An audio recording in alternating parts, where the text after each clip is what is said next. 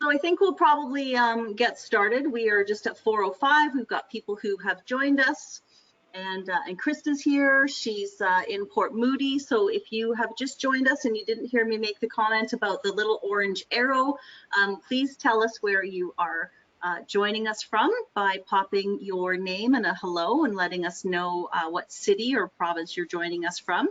And yeah, if you feel like telling us something about how your day is going, today's going to be lots of Q&A. We've got lots of great people on board. Next week we're going to have a different link for you. We're going to I'll make sure that we send that out for you today, and I might even see if we can just put it into the question box. So we'll pull that link up and we'll pop that in. And I'm also going to give everyone a survey. So I really want everybody to take the survey because that's going to help us define what days we do the webinars on.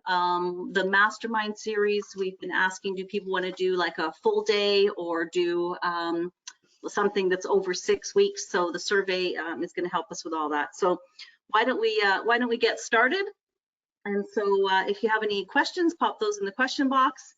And we're going to go around to each of our panelists, and we're going to talk a little bit about what's going on in their neck of the woods, and kind of recap some of the things that we have talked about. So I'll just do an introduction so that we so we can recognize all of these lovely ladies here that you've probably seen at least once, if not 10 times by now.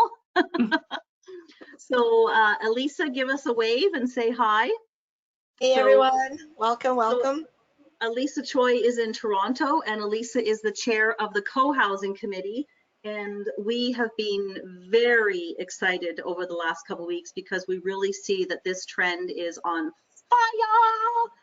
fire.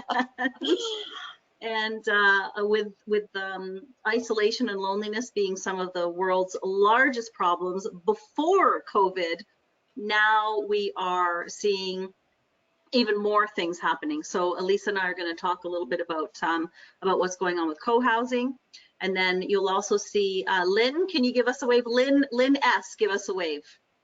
Lynn Sumida, there we go. So for those of you who were on the call, was that 2 or 3 weeks ago, Lynn? We did a really fun session, and I'm going to say it. We did a session called "Fuck Uncertainty." And that was what Lynn called it. I just got to say it. I think it was "Who the fuck wants uncertainty?" Yeah, it was something like that. But whatever it was really good. We got great feedback. We had really great attendance, and there's some really cool nuggets that came out of there. And so Lynn and I are going to talk a little bit about that. And Lynn, of course, is going to be a guest in some of our upcoming masterminds, so we'll be able to dive in a little bit deeper. So Lynn, thank you for being here again with us today to do more saying to uncertainty. We'll just keep saying that. We'll just open our arms to uncertainty. Exactly. Yeah, there we go. We're going to welcome it in, give it a big hug. We have to. It's here anyway. We might as well make the best of it. And then depending on how your screen is set up, underneath Lynn Sumida is Lynn Trevisan, and Lynn is in Toronto, and Lynn, of course, is from Raintree Financial Solutions, and Lynn has been bringing us fabulous guests mostly from that kind of passive investing, private equity industry. So we've been talking about life insurance, we've been talking about ICM and Centurion and all of these great private equity organizations that have amazing investments that are making anywhere from 6 to 18% returns on investments all over North America. So we've delved into those. And so we'll talk a little bit about how Lynn's doing out in Toronto. We got to get Lynn out too. Yeah. I was a Lynn S before I was a Lynn T. Oh, so you were? threw me with that. Oh, there you go. Okay, cool. Yes, there we go. So that's awesome. So thanks for being here again. And then, of course, we have one of our regulars, Sherry Krause. So Sherry's over in Victoria, and Sherry is always a font of information and facts and updates. And so we're always super grateful to hear what Sherry has got in terms of an update. And who knows what she's going to surprise us with today. Or maybe she's like, I got nothing for you today, Liza, shut up. So there's been lots happening in BC. There were a couple of loan announcements, I think either yesterday or today. So not just for BC, from the federal level. So I'm sure we'll talk a little bit about those. And Sherry, I know I have a couple of messages for you too. So we'll cover that. There's a woman who called me and she's like, building a 500-unit apartment building in Duncan. I need to speak to Sherry Krause today. So I will give you her number before we end this call. And we are also curious if you have any information about your Langford project, just in terms of if there may be some opportunities to invest or if people should start thinking about something else. So maybe we can talk a little bit about that. And then last but not least, in the lovely purple, she's on brand today, is Darlene Smith. And Darlene is over in Moncton on the East Coast. I love it when we truly are coast to coast, and we have representation from across Canada. And Darlene was telling us that it's 27 degrees in Moncton tomorrow. That's what it says. I mean, we've gone from like 5 to tomorrow 27. Folks, that's huge. I would think I was in Victoria. Yeah, well, it doesn't get up to 27 very often in Victoria, so I think you'd be thinking more like you were in Florida. So it's always nice to have Darlene here, and Darlene's going to give us a little bit of an update. And yeah, we're just going to, as I say, we're going to be really casual today and just check in, see how everybody's doing. I'm curious to know how many people are getting tired of online courses, webinars, Zoom meetings, Facebook messengers, right? Put it in the question box if you're starting to be like, oh my God, if I have to do one more webinar, I'm gonna start drinking or something. So one of my colleagues, she was doing a 3-day meeting, and it was like from what, 7 or 8 until 3 every day. And it was just like sitting, learning. And I'm like, oh my God, kill me now. Just sitting in front of the computer that long, just solid learning. You got to spice it up a little bit. I attended a virtual sort of summit a couple weeks ago, and they had us up dancing, and we were meditating, and we were stretching. And so there's lots of things that you can do on a webinar to shake things out a little bit and get your butt off the chair. So we promise that we will have those on our meetings and masterminds, so you don't have to be stuck in your seat for too long. Cool. So it looks like a couple of people have popped into the question box. That's great. Yes, some people have started to pare down their number of webinars. Most, enjoying them for the most part. Yeah, it's still. You kind of pick and choose now, right? It's like, okay, we've got, which 6 webinars can we leave, and which one do we want to engage in? So now it's, we're really getting fussy now because there's so many, so it's been fun. So a couple of updates just while I'm thinking about it, and then I'll put some. What I'm going to do is I'll post some of the links in. Just wanted to give you a couple dates to write down. So as I mentioned last week, we're going to be shifting things up a little bit in June. So next week, we're going to have a different link. So I'm going to post that link for you. We're going to have a different link because we're going to do a meeting platform rather than a webinar. So it's still on the GoTo platform, but we're going to be able to see all of your lovely faces if you choose to turn your camera on. And we'll turn you on is what we're going to do.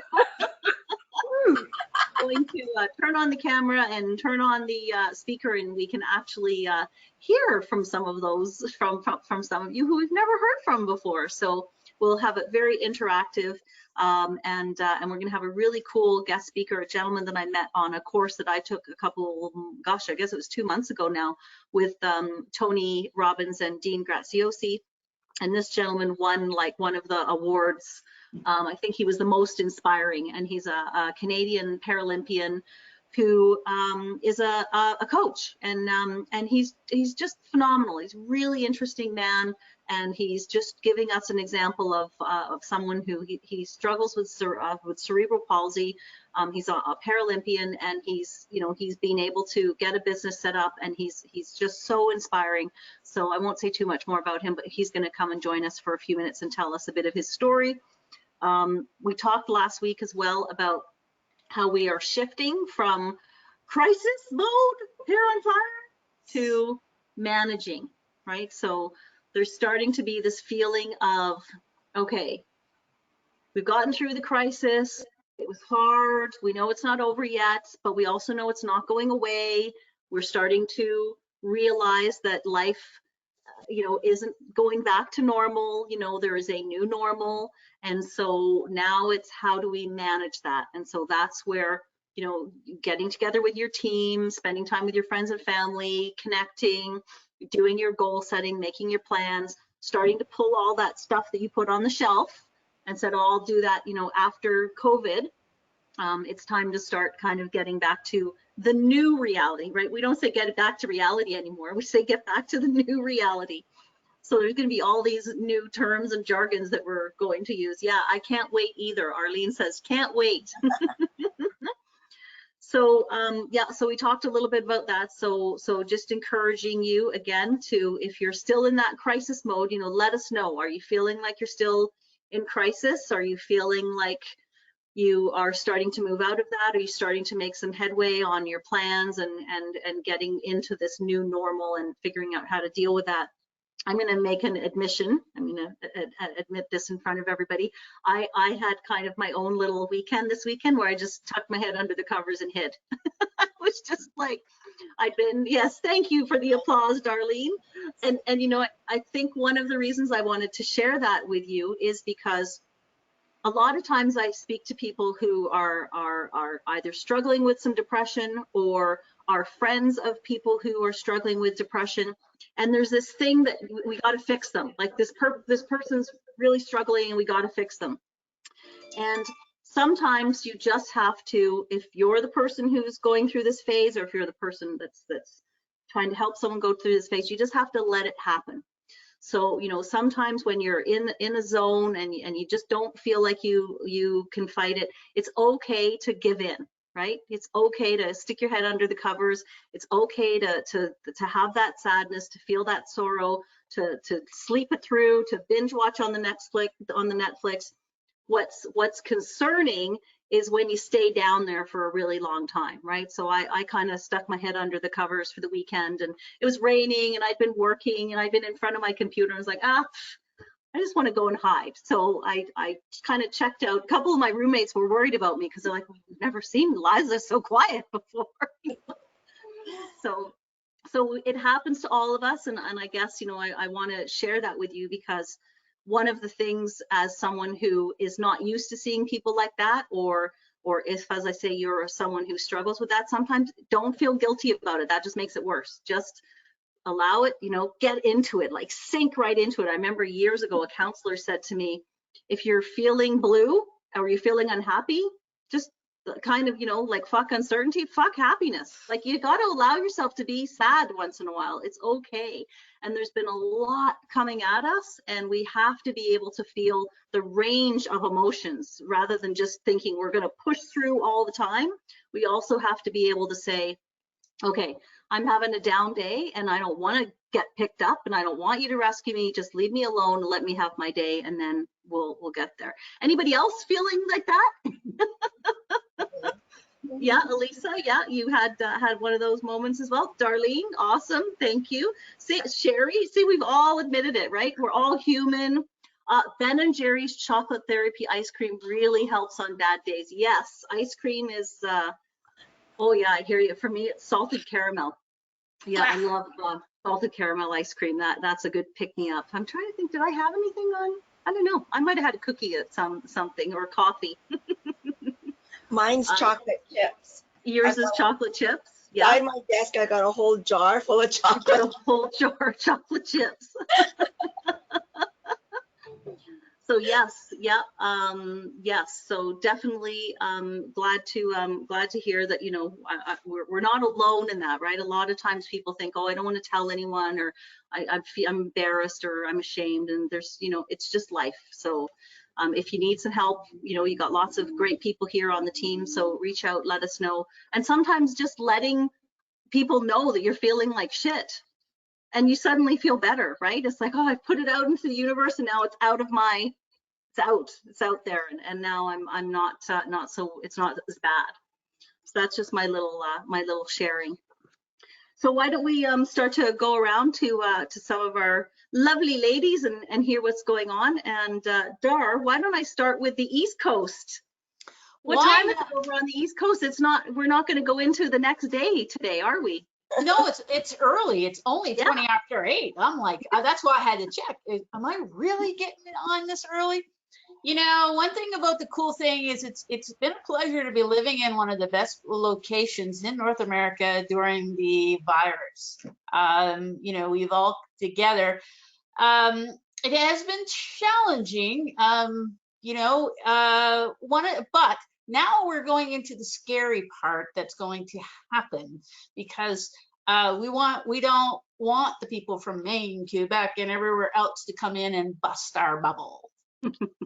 So there will be some things. As far as that's going, we're hoping on Friday to go to the next level, which would be yellow, which means we could have gatherings up to 50, the hairdressers, some of this other. We've already noticed more traffic on the roads, which has been interesting. But here's the thing, you know, I was listening to the Premier today, you know, daycares could open on Tuesday because we had a holiday, but only 50% actually opened. Why? Because the rest aren't ready.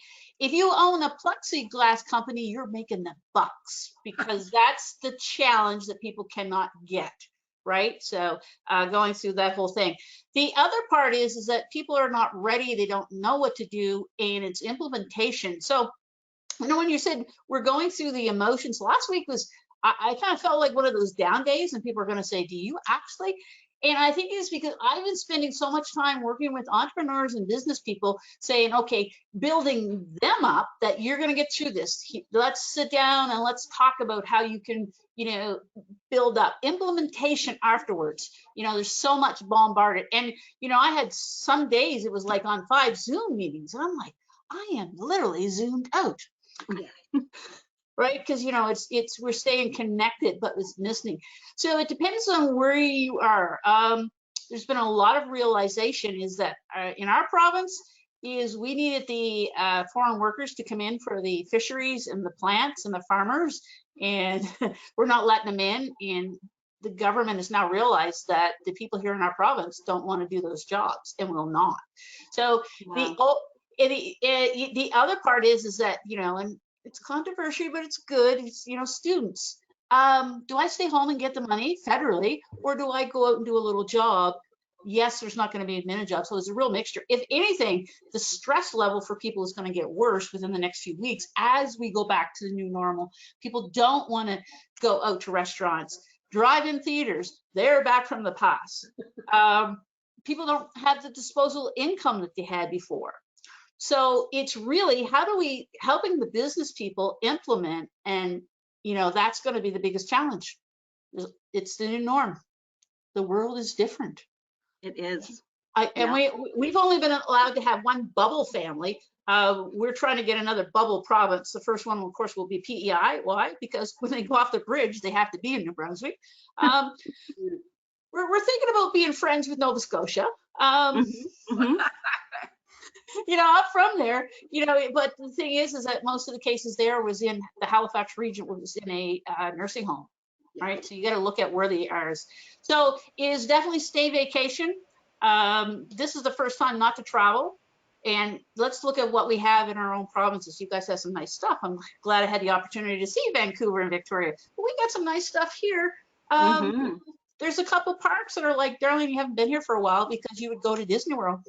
Yeah, the Bay of Fundy, Darlene. Oh yeah, that's right, the rocks. Yeah, one of the most beautiful places in the entire world is in your backyard. And Magnetic Hill. Yes, Oh, yeah. yes. Darlene took me to Magnetic Hill. Yeah, we really do. We just don't take it. And again, that's like most places. It's like I have family in Niagara Falls, and the only time they want to go is like when, people visit. But that's right. So I think that's so much here. But a lot of it, economically, the dollars, people do not have the dollars to put back into the economy. So it's going to be how many businesses don't make it. So there's a lot of help that's going to be needed out there, folks, moving forward. And if we can help out. One of the cool things for me that's been an asset has been doing my videos. I think I'm up to number 46, 45. Those have been my energizers. It started out just as I just think I'll do a couple videos. And then it just got, what are you going to be dressed of? The next thing, some great tips, people following. Just some people look forward to it. It's their highlighted of the day, just to have some positivity. And I'm running out of creative ideas. We'll have to think of some new ideas for you, Darlene. So Darlene's been posting those on the members site. So I know a lot of you might not have access to that. So Darlene, we should maybe get you to shift it over just to the regular the WREN Facebook page, and then everybody can see them. Because yes, you've been doing a great job on those videos, and there have been some special guests. Definitely, I think Mickey has made a couple of appearances. For those of you who don't know, Darlene is a very big Mickey Mouse fan, and we're talking like, are you the #1 fan in the world? I don't know, not quite, but we're getting there. And in fact, it's the first time it's been a treat just to, okay, what's the topic today? And you just go in my Mickey room, and I'm like, okay, this one, okay, eat that. Yes, there's a Mickey room. I've been in the Mickey room. It is an entire bedroom full of like books and cases and Mickey Mouse. It's unbelievable. It's amazing. It's gorgeous. So yes, Darlene yeah, there's got to be something Mickey close by. So thanks, Dar. A couple of things that I was picking up on there. How lucky are we? I think those of us who live in Canada in general have been saying that. I mean, look at what's going on next to us in the US. We definitely, I know we feel very lucky out here in BC. BC has been one of the provinces that's fared very well. And when we look at our population, our recovery rate and the way we've been handling things has been, compared all across North America and Europe, and we're coming out on top. So big credit to Dr. Bonnie Henry, who has been like the great woman leader at the forefront, and she's been calm, cool, and people are just like, somebody had on Facebook, I saw a t-shirt, and it was something about Dr. Bonnie is like the fucking bomb, right? It was just this guy, this t-shirt made with her image silk screen, and it was like a tribute to Dr. Bonnie Henry, and she has her own flu blogs now as well. So she's a star. So pretty lucky. And then yes, plexiglass. So yeah, for people who have a plexiglass business, so everybody I'm sure is noticing when you go into the grocery store or you go into the London Drugs the other day, or Shoppers Drug Mart. I popped into Shoppers Drug Mart, and they've got this giant plexiglass, and then they've got like this little slot, a hole in the plexiglass where you put your goods, and not all the goods fit into it, so they kind of have to go around, but it's yeah, so plexiglass is everywhere. It's a plexiglass world. So yeah, I thought that was pretty funny. And buying local, right? I mean, that's a theme that we're going to, I think globally, we are all globally going to be buying more local, right? And I've been having this conversation with lots of people. There are people who feel angry with China, and whether you feel that way or not, if you're angry at them, but you continue to buy products made in China, then you don't really have a right to be angry. I'm just saying, like, vote with your dollars. If you got a problem with something, you're not really changing the problem by buying the stuff that's made by who you think is the problem. So yes, there's lots more buying local going on, and restaurants and coffee shops, and we're going to see definitely some manufacturing come back in to Canada, and in what ways we don't quite know yet, but it's going to be really interesting to see what kinds of things shift back to things that we maybe haven't made in years. that we're suddenly like, oh, there's a new local organization that's building this widget that we used to get somewhere else. So it's going to be really interesting to see that. Cool, Dar, thanks. It's great to see you, and good to hear that you've got good weather coming. And of course, I know that you're helping lots of business people and entrepreneurs out there, and I'm sure you'll be looking forward to when you can see them again in person and stop doing 6 Zoom calls a day. Precisely. There is such a thing. I never thought I would be zoomed out. I'm like, oh, I know, right? Yeah. Yeah, exactly. Cool. So Sherry, do you want to go next and give us an update from the other end of the coast on Victoria, and then we'll meet in the middle? Coast to coast. Coast to coast. I know, it's so fun. So anyway, yeah, I mean, our weather last week was gorgeous. And then this week it's sort of been a little bit more overcast, but yesterday was gorgeous. It took a while for the sun to come out today, but it's been enjoyable t-shirt weather, so that's always good. The real estate market here continues to pick up. We're getting more and more sales, more and more people out, you know, getting new, you know, signs made that have to go on houses, you know, listings when you have them, that sort of thing. But everybody's got their protocol down. Real estate was considered an essential service. So actually it was a week ago Monday that our offices opened to, our main office opened to the public. And now this week, the remainders have opened up, so that rather than just have a realtor run in when they need it, it's manned and open to the public now. So we in BC just started our phase 2 of startup yesterday. So some restaurants are opening, some are not yet. And it's because they're not ready. My hairdresser is waiting for her PPE to arrive, and then she has to have a final inspection by WorkSafe or whoever it is. So that's why some of these are staggered. Not everybody's ready to be open, but it's happening. But with that, I know even for myself, I was starting to feel relaxed in my little bubble, and expand that to, you know, my son and his family, whose children haven't been anywhere since the 15th of March, in the sense of been out in a store. They've been outside to parks and riding bikes and stuff, but they haven't had a lot of exposure. So it was very comfortable, and my parents, to be with them a bit on the weekend. But now our bubbles are starting to expand. So I'm with more people that I don't know where they've been, or you don't always know, maybe they're asymptomatic or whatever. And so again, it makes you rethink, okay, how big do I want my bubble to be? You know, the kids go back to school June 1st. You know, do I want to be hanging out a lot initially? Maybe not. So all these things come into play, and you're sort of just looking at stuff and going, oh, but the schools are going to be kids will be in school for 2 days a week. So you'll have half a class be, you know, Monday, Wednesday. The other ones will be Tuesday, Thursday, and Friday will be a non-school day where you just go back and work at home. So it'll kind of be interesting to see how all that integrates in. Real estate wise, did anybody see the CMHC article that came out today? No, I haven't seen it yet. Yeah, so CMHC released a report just saying that they're concerned, which I'm not surprised by. They're just very concerned with the debt load that people are going to be carrying as a result of this. And I sort of agree. I have an opinion that the real financial position of people, we're not really going to see until maybe September, because right now we got a lot of subsidies in place, but there are people who aren't comfortable going back to work.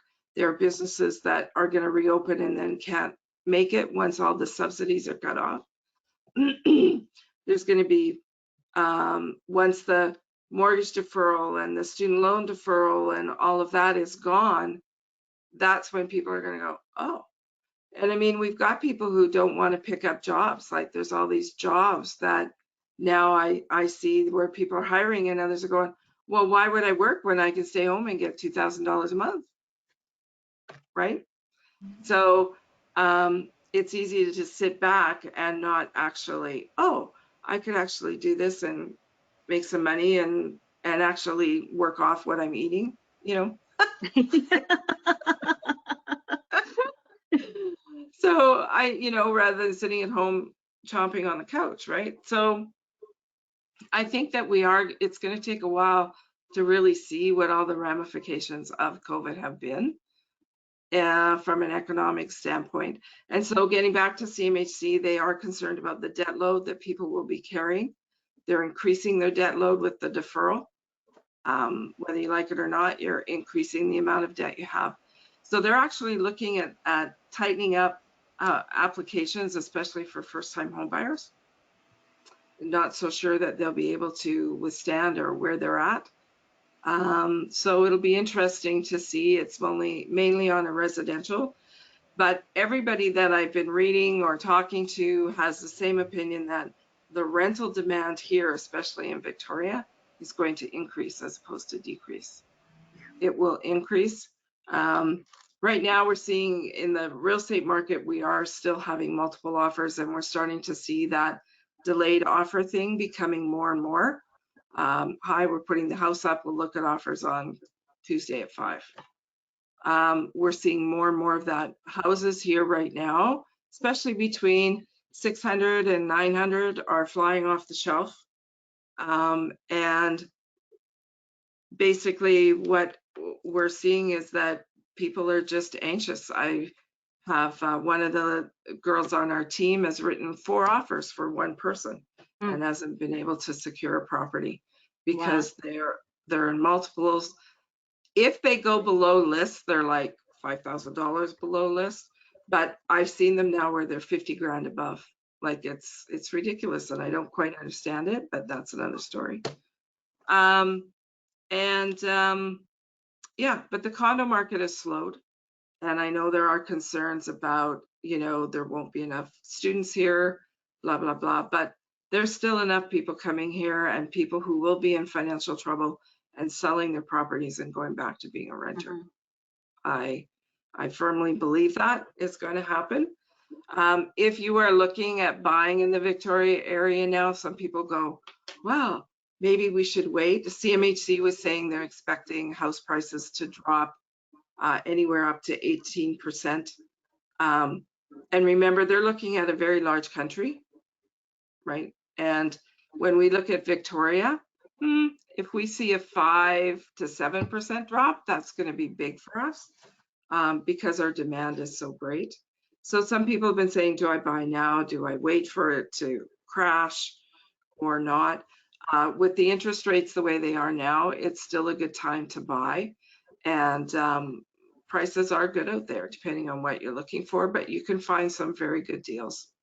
And so I'm happy to talk to anybody who wants to actually look at something and especially secure that rate you've got, because I don't know that the actual mortgage rates are going to stay that low for a huge length of time once we start realizing the debt that we're carrying. And of course, all of the government bailouts, giveaways, and all of that government money comes from where, right? Hello, comes from us. Yeah, we're going to be looking at paying that off over the next however many years. And how is that gonna go? We got cities on the brink that won't be able to balance their budgets if they're not bailed out. So where does it all come from? In Victoria, we're fortunate where they've deferred property taxes don't have to be paid until September. But then that means that somebody's not getting that money that they would normally get in for 3 months. So it's kind of a domino effect, and we don't really know where it's going to land. What I do know is that if you are sincere in your keep looking, you will find opportunities. They'll present themselves. They're here all the time. So just going back really quickly, Liza, to our Langford project. So our existing Langford project, Looks like it'll be going ahead. We don't have to delay it again, so it looks like we'll be moving ahead in November. And it looks like we don't need to raise any more capital at this point with what we've secured. So I'm looking for the next project where we will raise some money. I've got a couple of sites that I'm looking at, one potentially for women to invest in or through the investment club that Liza's setting up, and see if we can bring something like that together. That's And, awesome. you know, We'll talk about that more, I'm sure, very soon, Sherry. oh yeah, so Yeah. just had some stuff come up today, and an Great. interesting thing has happened. Yeah, so the city of Langford is actually acquiring property in certain parts of the city. Cool. So and they're paying very handsomely for it, which is really kind of cool. Mhm. So that's Great. good. Yeah. Very interesting. So they know Awesome. where they're going and they're developing. So as a Mhm. city, so that's good. Good stuff. So yeah, Infrastructure. lots of news there. So again, some themes. There are Mhm. people who don't want to work, right? And one of the things that is going to be interesting is these people who've gotten used to staying at home and maybe haven't before, because a lot of people have never been off work for 1 or 2 months.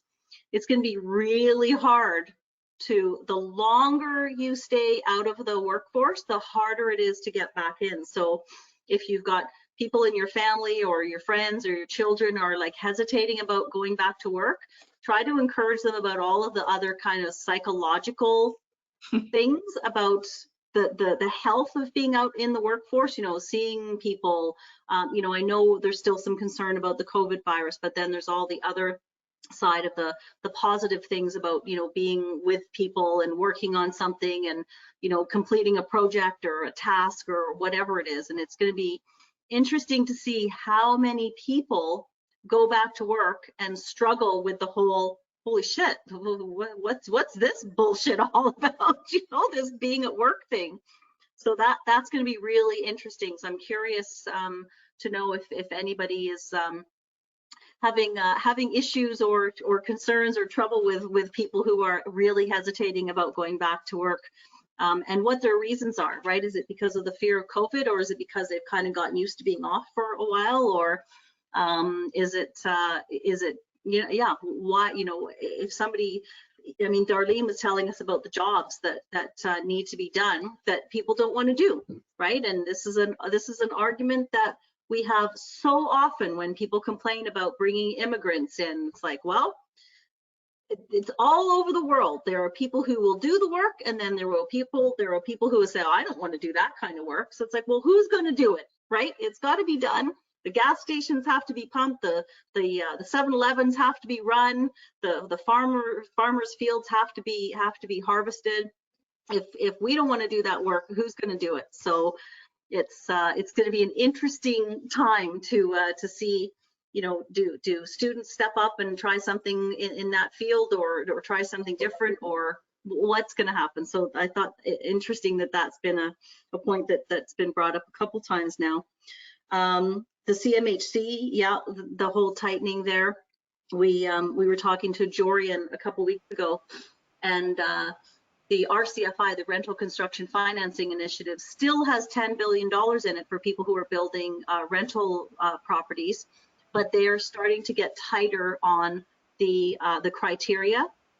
So whereas you used to be able to get access to that funding with about 14 check marks, it's now up to about 18 check marks. So even, you know, things like that that's one of the things that, for those of you who maybe haven't heard me talk about that, we're looking at, we've got an investment club that's being put together, and then there's a group of people who will take the money from the investment club, and we're going to access a rental construction financing program that the CMHC has offered, and the terms are fantastic. It's a 50-year amortized loan. It's at the bond, what is it? Is it the 5-year bond rate that it's based on, Sherry? I think it's maybe the 5-year, and it's last time Jorian checked, it was like not even 1%. It was like 0.8% interest.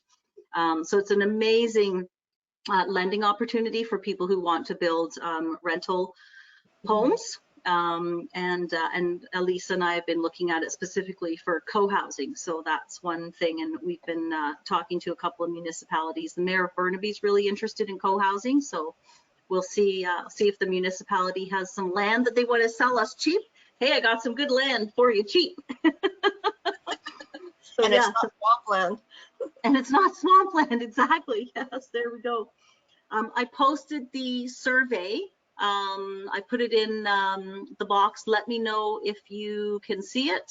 I just did that while Sherry was chatting. So you should all have a link to the survey. Now, if you don't, I'll just post it in one of the other places where we can post. And actually, maybe I'll just pop it in there right now, just so you have it. And we'll send that to everyone. I love someone put in the chat, BC and New Brunswick bubble. Love it. That would be an interesting bubble. That is, yeah. Not quite sure how that would work, but yeah, it sounds like fun. Cool. And the rental crisis, right? I mean, and Sherry, the house, like the whole housing thing. One of my friends who's a realtor here in Vancouver, he sold a house in Surrey. It was gone, like over asking in 4 days, like listing gone. So, and the timing, I think Sherry, you and I talked last week, and Lynn, I think you were part of this conversation as well. We were talking about how there's going to be this, you know, we're going to come out of the mortgage deferral piece, and then there will be people who are like, oh shit, I can't afford to own this property anymore. They may, you know, decide to sell, or they might have to declare bankruptcy. So that whole thing takes months to do. And so we may not see, in terms of the actual housing situation, we may not see the reality of that for maybe 6 to 9 months. Yeah. And I don't think we'll have as many bankruptcies here in Canada relative to what they're going to have in the US. So it's going to be really interesting to see what happens in the US. I think the US housing market is really concerned about what's going to happen down there as well.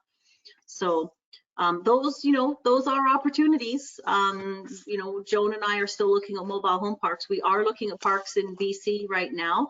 Sherry and Joan and I have been looking at a couple. We had a couple of offers out there last week, and they were scooped up, right? I mean, over asking and almost no conditions. So it was like, okay, well, on to the next one.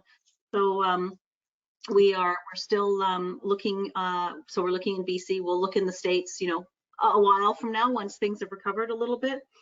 One thing, Sherry, I'm not sure if I shared this with you, but I was talking with Jorian. So Jorian DeVries is our commercial mortgage broker, and he's also the person who's stick handling the rental construction financing loan application. He was saying, Liza, if you are going to buy a park, buy the biggest one you possibly can. Yeah. And I was like, yep, that's what we're doing. You know, we're getting this fund together and we're inviting people to invest, and then people will be shareholders in the park. So if we, you know, we're going to try to get the biggest one we can, but it also, you know, it's timing and what comes available. So we're looking at all kinds of parks right now, big ones, little ones, happy ones. Yeah. So there we go. That's a little blurb. Just, yeah, the housing market from all aspects, from renting and buying and opportunities and creative deals, it's all just going to explode over the next little while. It's going to just keep getting more and more interesting. So Lynn T, do you want to give us a little bit of an update from Toronto? Sure, I can do a Toronto update. So I've been jotting down notes for things to respond to here. So apologies for the yawning.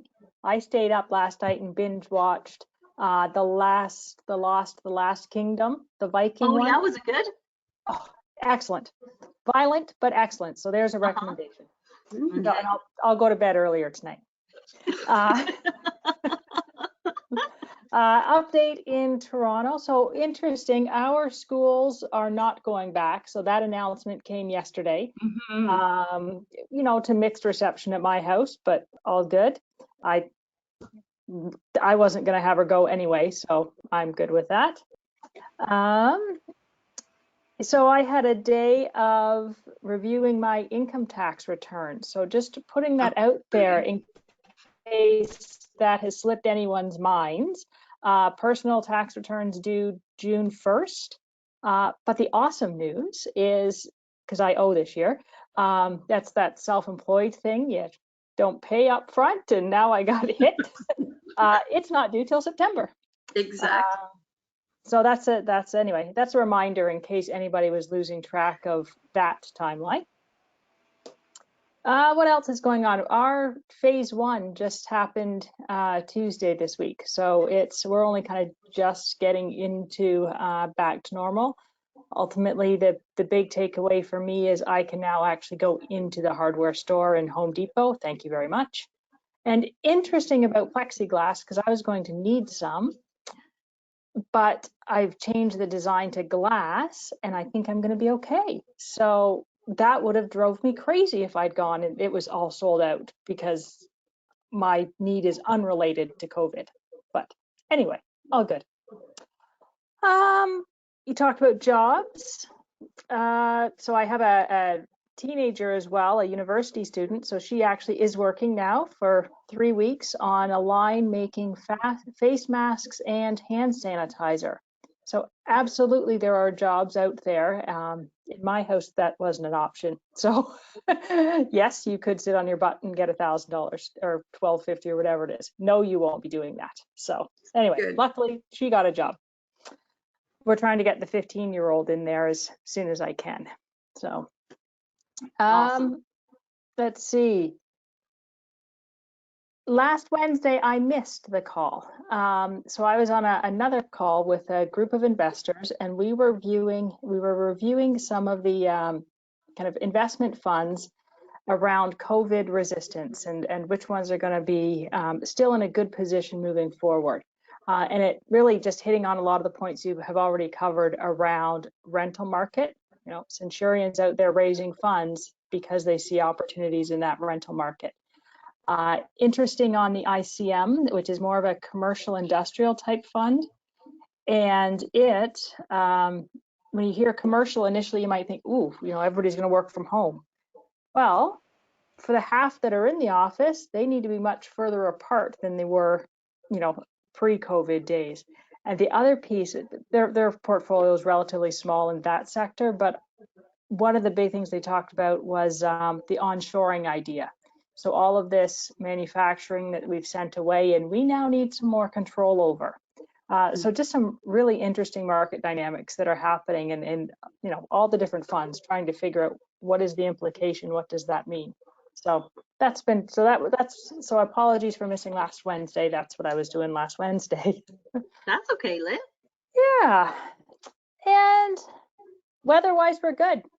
It was 20-something degrees today, so it's beautiful. Yeah. Nice. So some rain on the weekend, but now it looks good and time to get the gardens going, which I haven't done yet. Our gardens out here are looking really good. We've got flowers blooming everywhere, and tomatoes are growing. They're already like this high, tomato plants.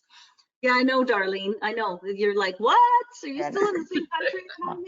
We will still get, we'll still get a frost, right? You know, there's a probably 70 chance we'll still get a frost between the next week.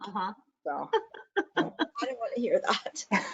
Yeah, I live in the country, Lisa. So no frost. Yeah, no, we're good. Yeah. And so I like the onshoring term, right? So we've been used to things being manufactured offshore, and the whole country from all different perspectives are starting to look at what are we going to bring back and start making back on Canadian shores. It's going to be really interesting to see what that is. Like, I just can't wait to hear what some of the interesting things are that we're going to bring back and start making again.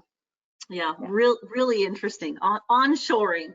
How's that for a cool term? It's going to be, I bet you that's going to be a trending term coming up, right? Yeah. What are you onshoring back into Canada?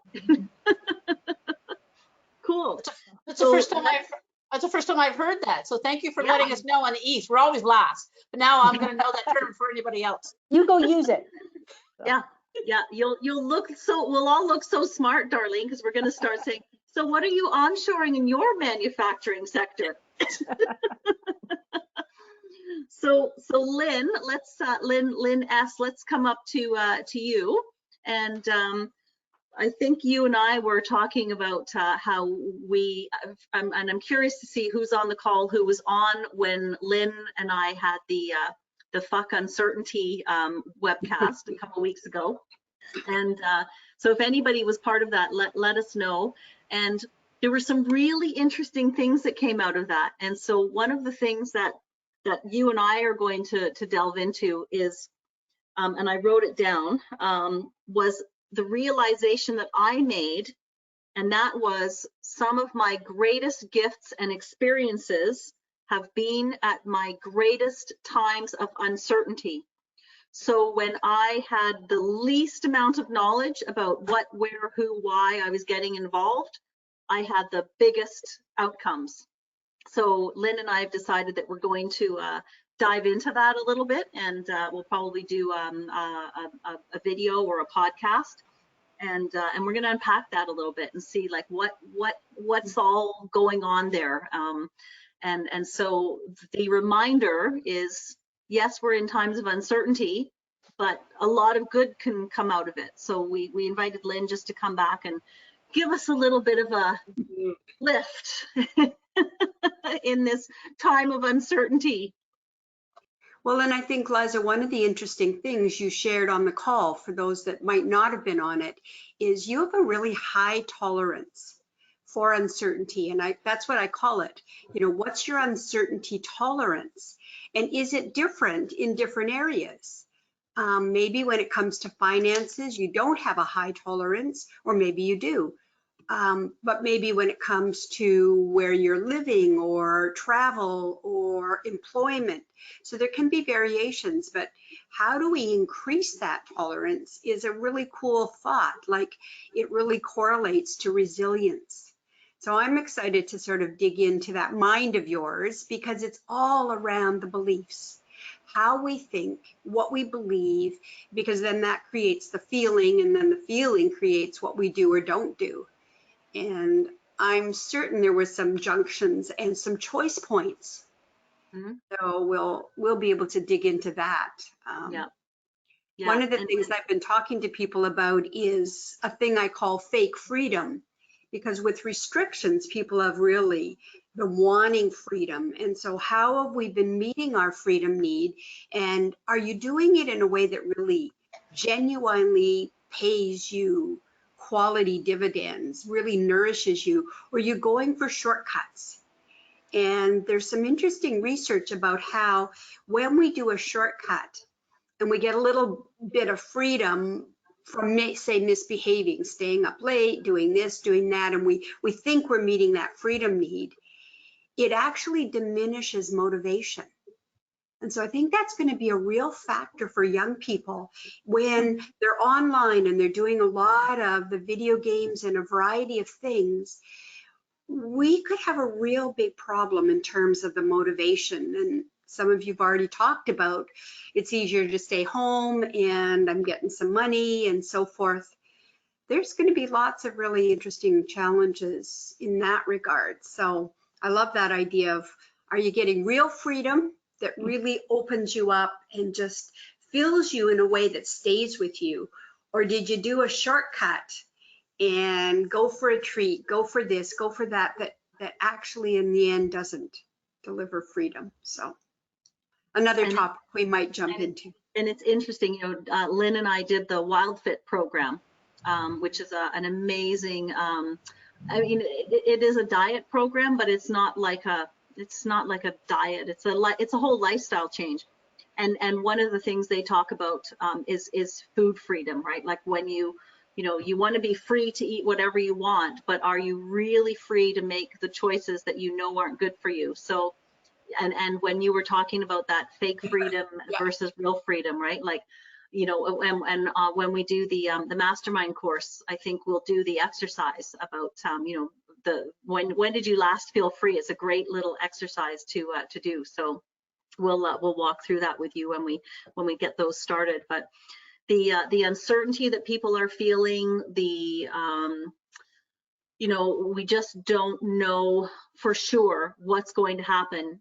in anything, right? I mean, look at all the conversations we've had today. We don't know what's going to happen with housing. We don't know what the government's going to do. We don't know, you know, how our children or our parents are going to react to going back to work or not going back to work. Like, everything is so uncertain. And so how do we cope with that? If there's anyone who's on, who didn't get the handouts, I'll also, Lynn, I'll post your 2 great handouts. So if you are interested in that, Lynn created 2 really great handouts that went with this uncertainty course that we did. So I will, I'll make sure that I'll post them on the WREN Facebook page. So if you're on Facebook, you just go to the WREN Facebook page and I will post them there so people can find them again. Yeah, a couple of things. Difficulty finding temporary work. Just, yeah, I'll look at some of the questions as well. So yeah, thanks, Lynn, for the reminder, right? We are in uncertain times. We're going to dive into that a little bit more over the summer, and we have to find a way to cope with it. Yeah, go ahead, Lynn.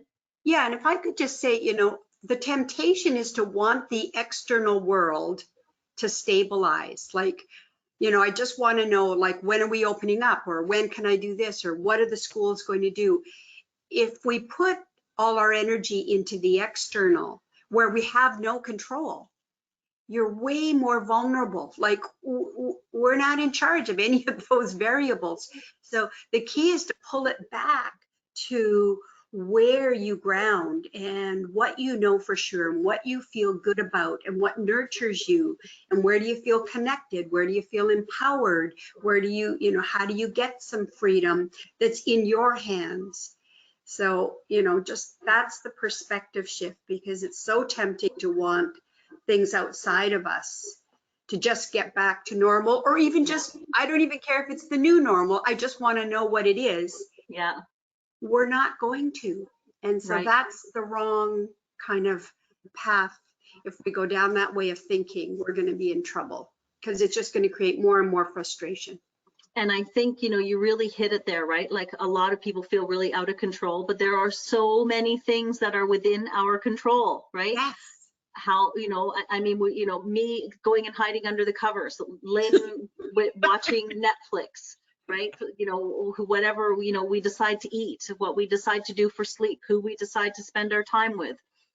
Do we decide that we're going to, you know, take a course, or we're going to go outside and go for a walk and get some fresh air, or are we going to eat a tub of ice cream, right? Like, there are things that we have in our control that are going to help or hinder us. They're going to make us feel better, or they're going to make us feel worse. And so it's challenging when we're in this kind of like spiraling of, you know, there's so much going out of control. I'm just going to add myself to the mix. But, you know, it's what's really important is try to pull yourself out of that vortex.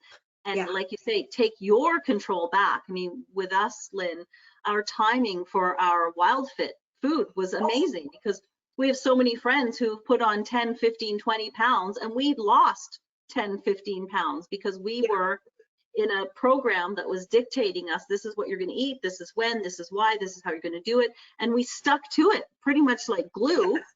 And it started, you know, we started it just after COVID. So for us, it worked out really well.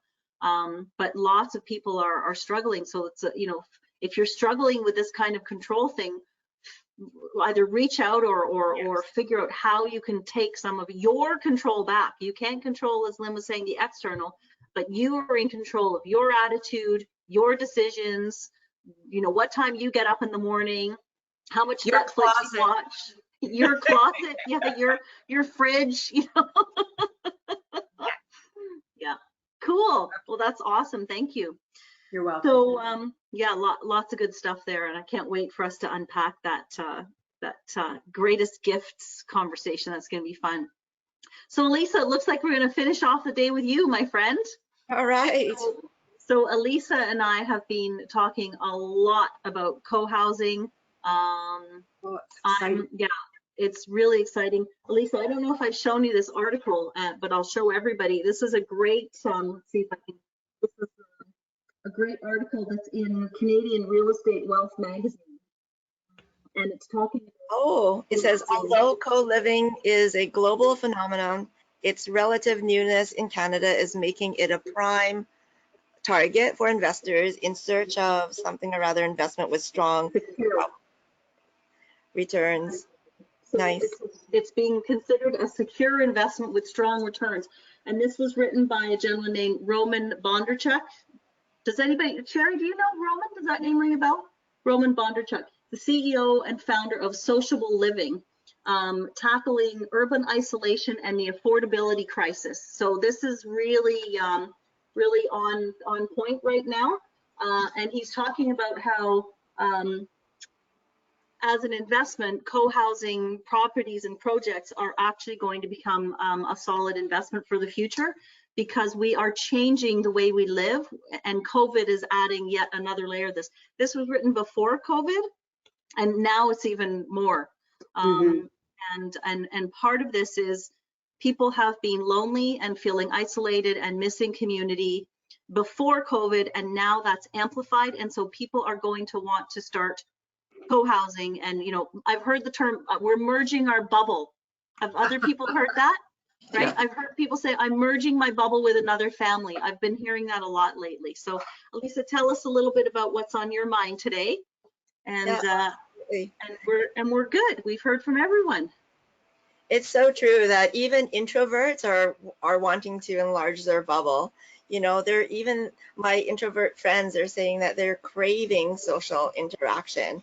But I think, Lynn, you said it as well, you know, or one of the comments in the question box said, you know, as an accountant, she was feeling overwhelmed. You know, you're doing all this for your clients, you're doing all this for other people, your family, or for other people, and you're trying to keep a happy face, you know, when you're on all these zillion Zoom calls, but actually it's really stressful. You know, in the beginning, lots of people are feeling, you know, why I should be creating some sort of side hustle, right? Why am I not busy? Why am I not happier? You know, I don't have to go to work. I don't have to go into work. I can work from home. When the reality is that, you know, your workspace might not be set up for you to work 24/7 at home, right? So you might be able to do it a little bit.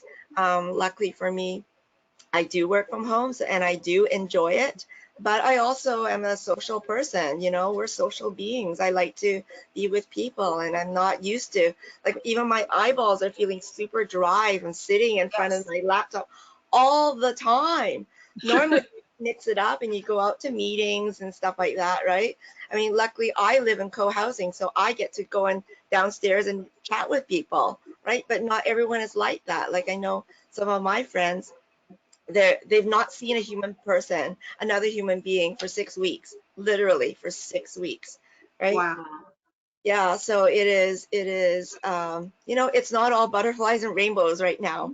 Yeah. And you can see that, you know, we talked a lot about uncertainty. Well, in reality, the only certain thing we have is uncertainty.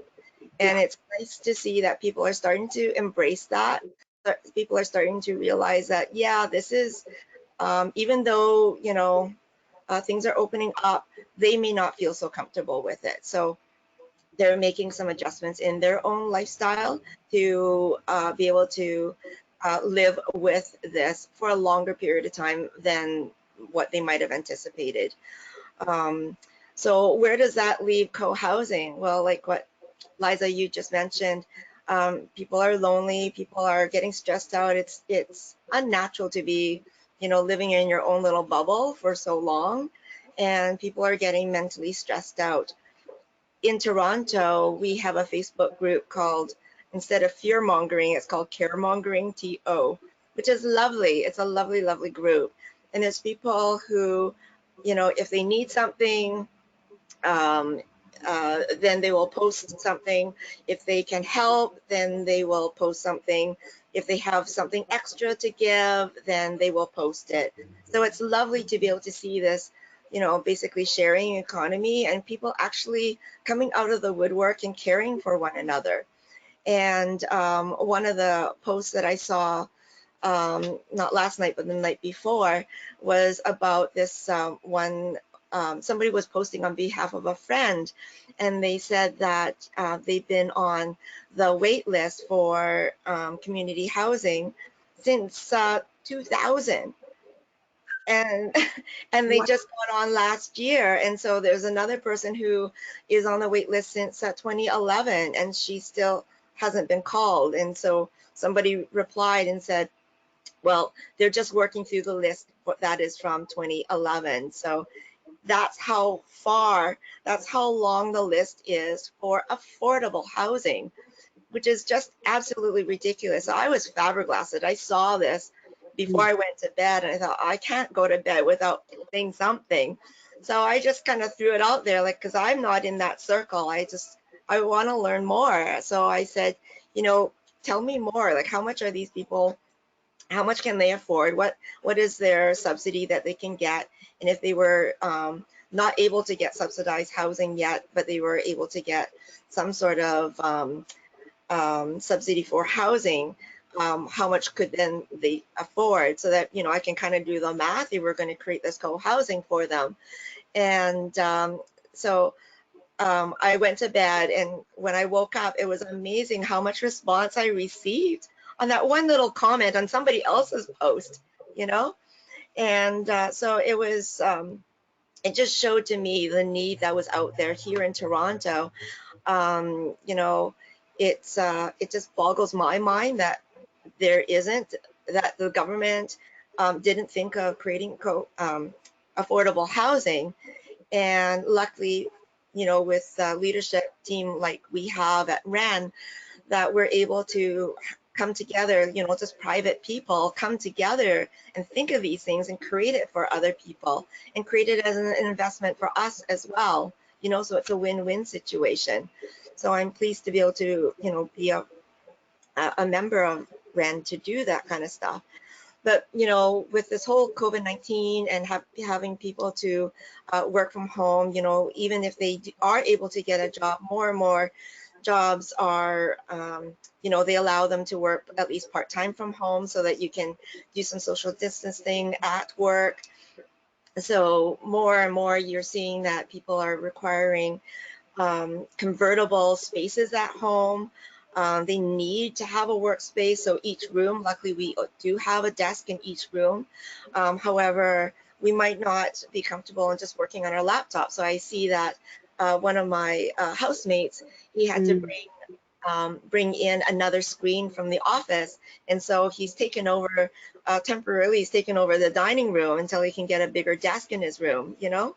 So there's, you know, concessions that we have to make in our own lifestyle in order to make it work, right? So, so it's just something that we all have to consider, especially when we're looking at creating new co-housing spaces, you know, what the needs might look like, right? So it's evolving.